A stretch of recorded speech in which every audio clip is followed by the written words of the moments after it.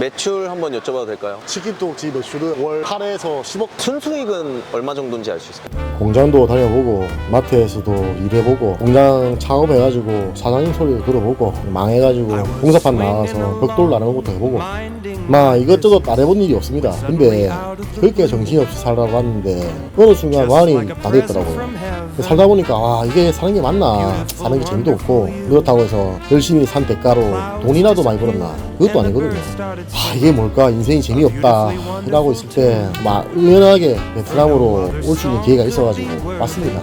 자신있게 시작한 호떡 사업은 막 처참하게 실패했습니다. 싹 다 망해가지고 하고 갈라는데 아 존나게 억울하다. 제 인생은 이제부터 시작입니다. 인생이라는 게 그렇지 않겠습니까? 각자의 시간이 있고 각자의 타이밍이 있으니까 남하고 비교 안 합니다. 나는 내가 할 일 하겠습니다.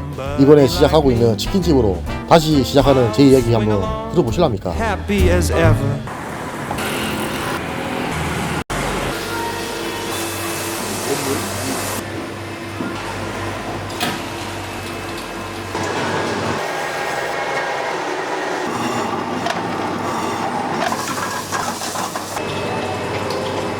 사장님 안녕하세요. 안녕하세요.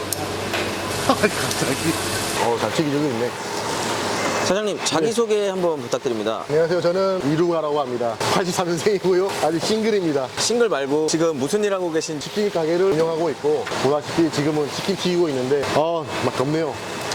뭐 이빨에 먹힌 거 아닌가? 베트남에는 언제 오셨어요? 2023년 3월달에 3년하고 5개월 됐네요. 베트남에는 처음에 어떻게 오게 되신 거예요? 한국에서 그냥 평범하게 직장생활 하다가 사람 루틴이 똑같고 사는 게 출근했다가 퇴근했다가 출근했다가 퇴근했다가 그런 찰나에 좀 지루하다.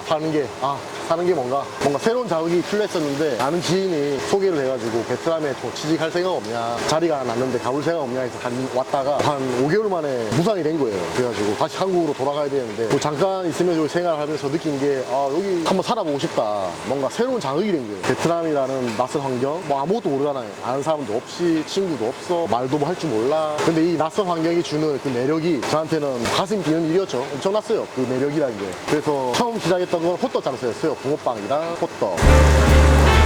5개월 하시다가 폐업하셨다고 하셨잖아요. 여기 처음 와서 회사 생활을 하려고 했는데 그때 당시에 사장님이 접었어요. 어쨌든 접으면서 제가 백수가 된 거죠. 3월달 처음 와서 한 8월달까지 경험하면서 이 베트남의 매력을 느꼈죠. 낯선 환경에서 뭔가 할 수 있는 게 없을까, 여기 좀 사는 것도 괜찮을 것 같은데 뭘 해볼까 돌아다닌 거예요. 그러다가 어떤 친구가 아무런 생각 없이 나한테 얘기를 하는 거예요. 야, 호떡이나 그런 거 장사해봐. 어디서 장사하는데 이렇게 물어보니까 달랏에서 장사하시는 분 내가 봤다. 그 생각이 들어가지고 야, 그 주소 줘봐. 주소를 받아가지고 바로 달랏으로 갔죠. 한 7시간 오토바이 타고 갔는데 실제로 그 주소지 가니까 호떡 팔고 있는 거예요. 손님도 제법 있고. 그 사장님하고 얘기를 했죠. 나도 장사를 하고 싶다. 호치민에서 왔는데 조언을 좀 바라고 도움을 좀 바라니까 알겠다. 그럼 내일부터 출근을 해라. 반응이 어떠셨어요? 처음에는 당황하셨죠. 뭐 깡패 같은 놈이 와가지고 가르쳐달라고 하니까 당황하시더라고요. 뭐 일부 약간의 수업료를 냈죠. 수업료 내고 한 보름 동안 일을 하면서 호떡 반죽하는 거, 만드는 거 이런 걸 배워가지고 다시 호치민에 내려와서 알아보고 다녔죠. 그냥 적는 거죠. 길 걸어가다가 물어보는 거예요. 계란 얼마냐고. 한 판 얼마예요? 얼마다? 그럼 적어요. 그냥 설탕 있냐?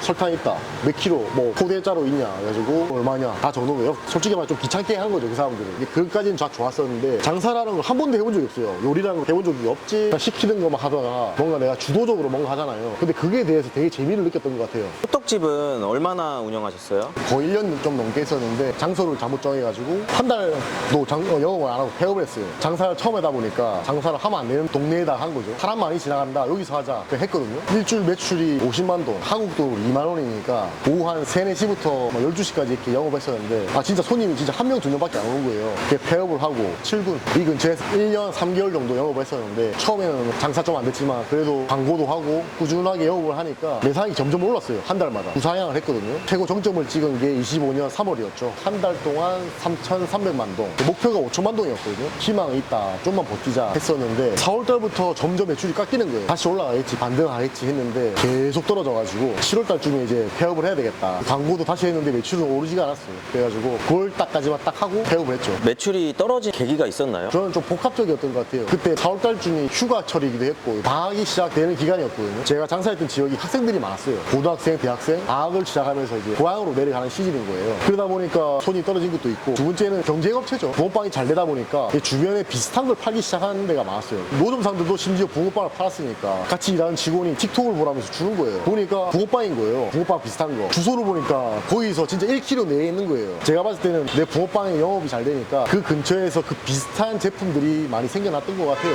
주력이 호떡이랑 붕어빵인데 붕어빵 매출이 떨어지기 시작했으니까요. 뭐 걔들은 이길 수가 없는 거죠. 걔들은 노점이니까 자리세를 안 나가죠. 직원도 안 쓰니까 아무래도 단가 싸움에서 질 수밖에 없는 거죠. 사장님, 근데 여기 치킨집이 너무 크지 않나요? 아, 여기 원래 고깃집인데요. 지금 치킨집을 다 공사한다고 다 박살이 나가지고 가보시면 알겠지만 거기 진짜 그냥 폐허가 됐거든요. 여기 지금 고깃집에 자리를 나눠가지고 영업을 하고 있는 상태라서 보시면 알겠지만 여기 다 불판이잖아요. 저쪽 치킨 구역은 불판이 없거든요. 여기 고깃집은 원래 아시는 곳이에요? 네, 여기 사장님이 있는데 저 사장님이 이제 호떡 장사 폐업을 하고 망할 때 저분이 조금 도와주셔가지고 도움받고 있습니다. 새들어 살고 있는 거죠. 혹시 그 치킨집 가볼 수 있을까요? 예. 폭격 맞은 것처럼 박살이 나 있거든요. 그 폭격지 한번 가볼 수 있을까요? 가보죠. 참상을 목격하러.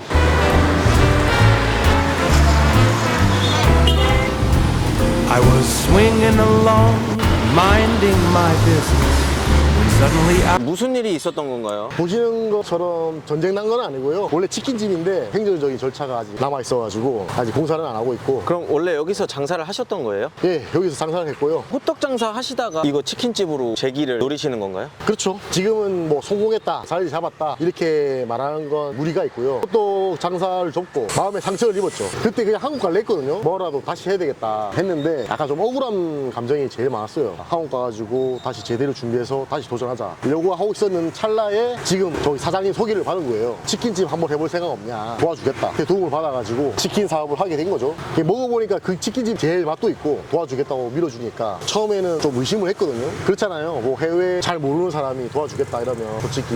근데 저는 우리 생각해보죠. 저한테 뜯어갈 돈은 없었는데 도와주겠다 하니까 뭐 잃을 것도 없는데 뭐 한 번은 해보지 뭐. 어쨌든 지금은 가정에 있다 말을 할 수 있겠네요. out of the blue, just like a present. 한국에서는 무슨 일 하셨어요? 이것저것 많이 했던 것 같아요. 학교 경비원도 했었고 공장도 운영했었고 뭐 마트, 심지어 뭐 노가다, 잡부 있잖아요. 이런 거 타일 같은 거 깔고 바닥에 그런 것도 했었고 안 해본 일이 없었던 것 같아요. 웬만한 거 다 해봤어요. 여기는 그럼 언제쯤 건물에 올라갈 수 있나요? 저도 잘 모르겠어요. 여기 무슨 행정적 절차 같은 게 있나 보네요. 네, 그게 좀 꼬여가지고 신고를 하고 철거를 시작했어야 되는데 잘 모르다 보니까 뽀개 넣고 신고를 한 거예요. 그게 좀 꼬여가지고 좀 작업이 지지부진한 상태예요. 지금 금연검을 씻고 있거든요. 이것만 보면 담배를 피고 싶어. 환장하겠어. 이 폭격지 보시면 어떤 느낌 드시나요? 현지 공무원 아우 가시죠. 아유. 사장님 뭐 하세요? 마실 걸 사러 왔는데 신또가 뭔가요? 친구들이에요. 근데 이제 저 아저씨가 제 발음이 안 좋나 봐요. 뭐 알아듣고 있어요. From heaven, beautiful, wonderful you. 작년 9월에 폐업하셨다고 했잖아요. 근데 어떻게 이렇게 빠르게 치킨집을 다시 하실 수 있었어요? 첫 번째는 내가 열심히 했다? 시건방을 떨면 그래요. 근데 그게 팩트긴 해요. 왜냐면 열심히 했기 때문에 그걸 지켜보는 사람이 항상 있었거든요. 내가 열심히 하면. 당장은 평가가 안 나올 수 있는데 열심히 하면 어떤 사람은 날 주목해요. 저 사람 참 열심히 한다. 뭐냐면 가끔씩 이게 찾아오던 한국 손님이 있었는데 그분이 나를 좋게 본 거죠.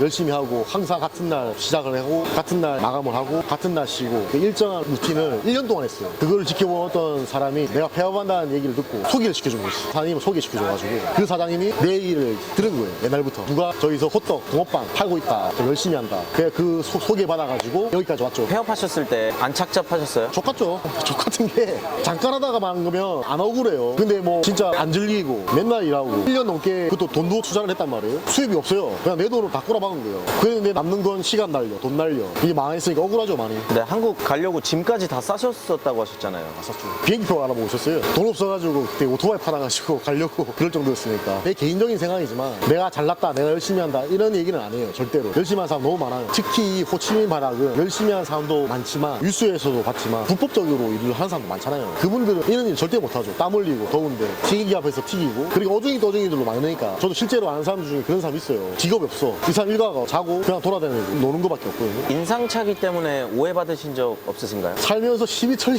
일이 없고 일단은 현지 분들은 나를 마동석으로 생각해요. 처음에는 좀 이 사람 뭐지 등치도 좀 크고 민머리에 딱 있는데 여기 사람들 제일 봤을 때는 내가 엄청 커 보인단 말이에요. 좀 친해지면 너 깡패인 줄 알았다. 이두 한번 보여주실 수 있나요? 나 살면서 이두박근 보여달라고 또 쳤는데 근육이 없어요. 저는 살이야 다. 이거 체지방인데 베트남 친구들이 체격이 작다 보니까 나 같은 사람이 되게 위협적으로 보이긴 해요. 호떡집 하시다가 치킨집 하고 계시잖아요. 어떤 점들이 가장 힘드세요? 뭐라 해도 이제 내가 어떤 지시를 내린다거나 직원이 사람이 나한테 어떤 얘기를 해. 근데 내가 이해를 못하는 거야. 이렇습니다 얘기하는데 나 몰라. 그냥 문자로 보내. 이러니까 즉각 대응하기가 어렵다. 극복하시기 위해서 교육을 받으신다거나 그런 거 있으세요? 여기 와가지고 공부를 안 한 적이 없는데 The clouds disappeared and the birds started singing. A beautifully 호떡 장사할 때는 이게 없어가지고 일주일에 한 번 받았었는데 이제 일주일에 3회 한 번 맞는데 현지 돈으로 2시간에 45만 원 2만 원 조금 넘는 거죠. 현지 시급으로는 굉장히 세네요. 어우 존나 세죠. 아유. 네. 한국에서 일하실 때 요식업 쪽도 해보셨어요? 요식업 사업은 여기가 처음이죠. 호떡도 마찬가지예요. 호떡, 붕어빵 먹는 걸 만들어서 파는 거는 그러니까 장사 자체가 여기서 처음이죠. 모르는 게 제일 힘든 거죠. 무식이 용감한 거라고 모르니까 막 하는 거예요. 뭐 유튜브 같은 거 보고 아 맞다더라 검색해서 알아봐가지고 맞다더라. 근데 그중에 틀린 것도 많고 모르니까 쉽게 갈 것도 어렵게 돌아가는 거예요. 헤매면서 가는 거예요. 그 재미로 여기 있는 거고. 힘드신 건 없으세요? 장시간 막 서 있고 이래야 되는데. 아무래도 호치민이 덥잖아요. 불 앞에 있어야 되고 저 튀김기 앞에 있어야 되고 그러니까 땀도 많이 나고 제가 젊은 나이도 아니라서 체력적인 게 많이 힘이 들죠. 건강 관리도 하세요? 이제 할 수밖에 없는 거예요. 체중이 더 늘었어요. 감당이 안 돼. 이제는 감당이 안 되고 그만 아이 그만.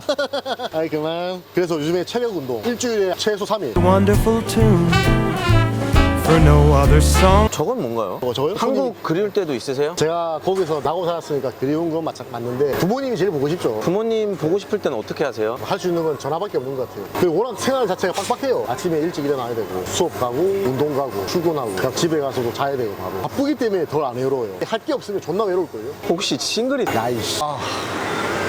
뭐 하세요, 사장님? 저요 잡니다. 사장님 근데 네. 싱글이라고 하셨잖아요. 아 카메라 치워. 여기서 국제 결혼 생각은 없으세요? 없지는 않죠. 일단 이거 앉아가지고 이거 들이대니까 압박감 느껴진다니까 카메라. 야. 베트남 여성분들에 대한 환상이 있는 분들도 있잖아요. 그분들에게 해주고 싶으신 말 있으세요? 흔히 이제 한국에 있는 사람들은 이렇게 생각해요. 다 그렇다는 건 아니고 일부 그런 사람이 있는데 난 실제로 그런 사람 만나기도 했었고 내가 한국 사람이라서 한국이 선진국이잖아요. 베트남보다 선진국에 왔다고 여성을 깔보는 경향은 좀 있어요. 내가 봤을 때 아닌 사람도 많거든요. 10명 중에 한 2명 정도는 정신 나갔다 이거지. 이 도라이들이 있는데 얘들이 어떤 사고방식이냐면 난 한국에서 왔어. 난 뭔가 특별 대우를 받을 거야. 여자들이 날 좋아할 거야. 이런 거지 같은 생각을 좀 하는 사람이 일부 있거든요. 일부. 나도 처음에 올 때는 그런 생각을 안 했던 건 안 해요. 그러면 일부 거지 같은 사람 중에 한 분이 여기도 똑같아요. 사람이 사는 곳이라서 결국 진정성이 네, 진정성도 우선 중요하고 돼야 되는. 그리고 자기 객관화가 돼 있어야 되고 팩트로 따지면은 한국보다는 연애하기가 용이하다라고 할 수 있거든요. 나는 이렇게 말하고 싶어. 뭐 처음 왔어. 근데 온라인이든 오프라인이든 여자를 만났어. 근데 이뻐, 어려. 근데 날 좋아해, 관심 있어 해. 그렇다면 경계를 하셔야 돼. 그 친구가 순수한 마음으로 좋아하진 않거든요. 저도 처음에 그런 거 당해가지고 비싼 밥값을 낸다든가 뭔가 그런 약간 호구 취급을 당한단 말이에요. 걔는 그냥 물주가 필요한 거고 그런 건데 그거를 관심으로 포장을 해서 접근한단 말이에요. 뭔가 좀 경험이 없고 환상에 젖어 있다 이런 사람들은 그런 여성들에게 먹잇감이 되는 거지. 저도 솔직히 당할 뻔한 적은 있었거든요. 어떤 여자가 데이팅 어플에서 예뻐요. 영통을 해봤는데 예쁘게 생겼어. 나이도 어려. 나 같은 사람한테도 이렇게 생겼는데 이런 여자가 나한테 관심을 가지네 생각하거든요. 이게 한류의 뽕이구나. 잔뜩 취한단 말이에요. 그렇게 취할 뻔했는데 누가 날 깨웠지. 용사요. 잠에서 깨세요 하면서 싸대기를 때리더라고. 형 내가 시킨 대로 해봐봐 했는데 그 친구 아니나 다를까 그 친구가 아주 고급 레스토랑으로 같이 가자 이런 유도를 하는 거죠. 한국 사람들은 그 가게 얼마나 하네. 한국 돈으로 생각하니까 별로 안 비싸네. 갈 수 있지. 가거든요. 그런 애 만나려면 돈 써야지. 이게 반은 맞고 반은 틀린데 내가 좋아서 서로 좋아서 쓰는 거라 내 돈을 빨리기 위해서 호주머니에 있는 돈을 빨아먹기 위해서 스캠이죠. 스캠식으로 다가오는 건 다르다. 구체적인 팁은 온라인에서 여자 만나지 마시고 데이팅 어플로 하게 됐다. 그럼 필터링 빡세게 해야 돼. 일단 이쁘다, 어리다. 근데 나 좋아하는 적극적이다. 그냥 걸러. 그냥 믿고 걸러. 근데 사진을 보니까 되게 이뻐. 근데 나한테 막 친근하게 다가와. 근데 나는 솔직히 경계를 했지. 얘 뭔가 바라는 게 있다. 뭘 원해? 이런 식으로 말을 하면 걔가 목적을 드러내지. 뭘 갖고 싶다든지 아니면 난 남자친구 찾는다고. 나 실제로 그 경험인데 그런 애가 자기 남자친구를 찾는다는 거야. 그냥 느낌으로 딱 느꼈지. 돈 바라는구나. 그래서 너 얼마 바라는데 딱 하니까 한 달에 얼마씩 달라는 거야. 내가 줄 수 있어. 그럼 만나도 돼. 본인이 선택하는 거야. 뭐 그에 대한 후폭풍은 자기가 감당을 해야 되는 거고. 국제 결혼 하고 싶어하는 사람들 있잖아요. 경험 삼아 얘기해 주실 거 있으세요? 최근에 한국 뉴스 보면은 베트남 신부 결혼해가지고 도망간다 뭐 이런 게 많은데 첫 번째 이유가 일단 업체를 끼고 결혼했기 때문에 서로에 대한 정보가 없어.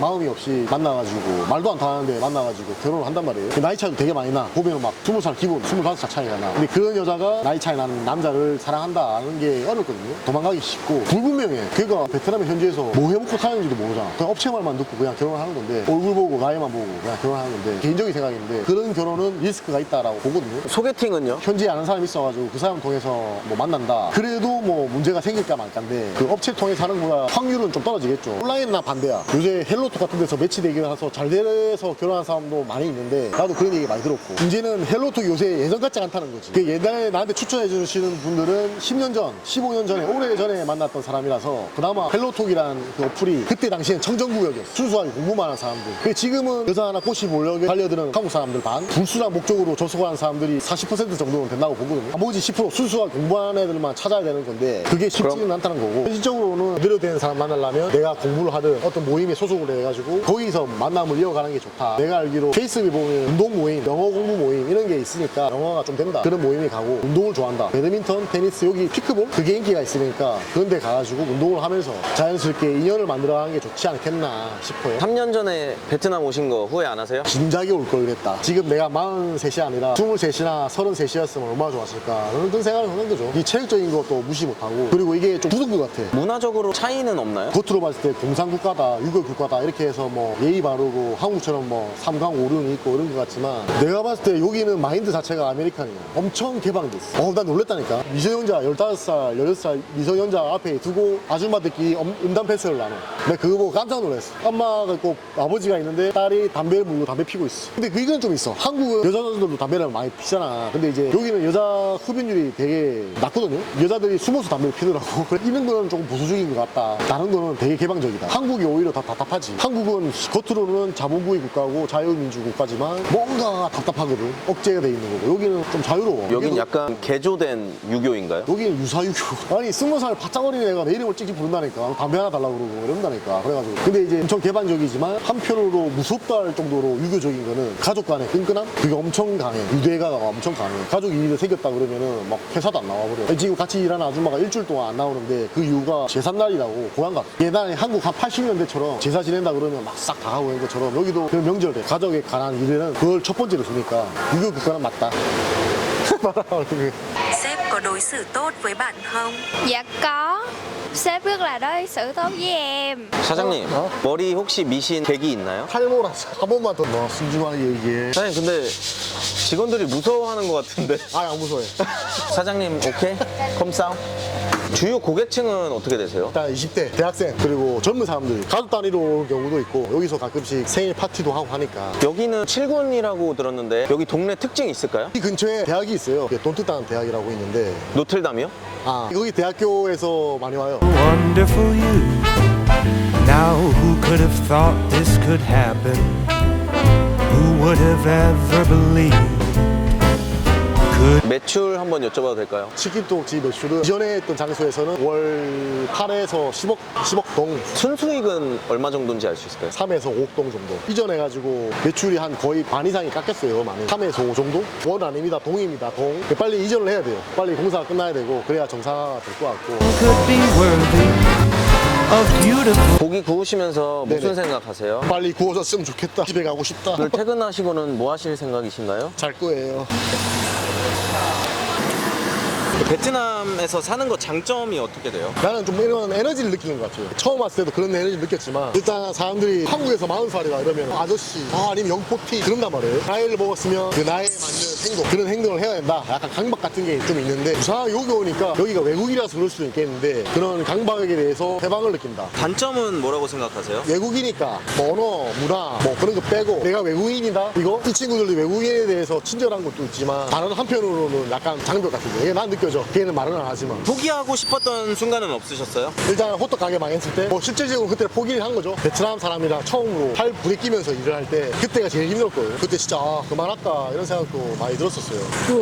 베트남 오면 꼭 해봐야 되는 거 있을까요? 내 주관으로 말하면 오토바이 여행 공안한테 잡힐 수도 있다 그러는데. 많이 잡혀봤는데 오늘 외곽이 돈을 적게 불러. 여기는 ATM기 없거든. 그러니까 있는 것만 들어가. 호치민은 막 몇백만 동 불러. 이런 말하면 논란이 될지 모르겠지만 그 현실이야. 외곽 가면은 돈 단위가 엄청 떨어지는. 어쨌든 간에 뭐 내가 서류 준비 잘 돼 있고 안전 수칙만 잘 지키면 뭐 잡히더라도 뭐 어쩔 건데 나 잘못한 거 없어 하면 되니까. 지방 가면 뭔가 맛이 다르고 지방을 돌다가 그냥 커피 한잔 하고 싶어서 딱 세웠는데 내가 외국인이라는 걸 딱 알면은 바로 신기해요 사람이. 여기서 2시간 정도만 나가도 풀숲이고 막 그렇거든. 처음에 와가지고 나갔을 때인데 조그만 마을에 갔어요. 목이 마르니까 마실 걸 사러 군것질거리 좀 샀는데 갑자기 그 주인 아저씨가 근엄한 표정으로 날 보고 있는 거예요. 실수했나 싶을 정도로 날 째려봐. 왜 저러지 하고 있다가 계산하려고 딱 서 있는데 그 아저씨가 딱 한마디 종국 한국. 그 아저씨가 갑자기 막 웃으면서 박항서 이러는 거야.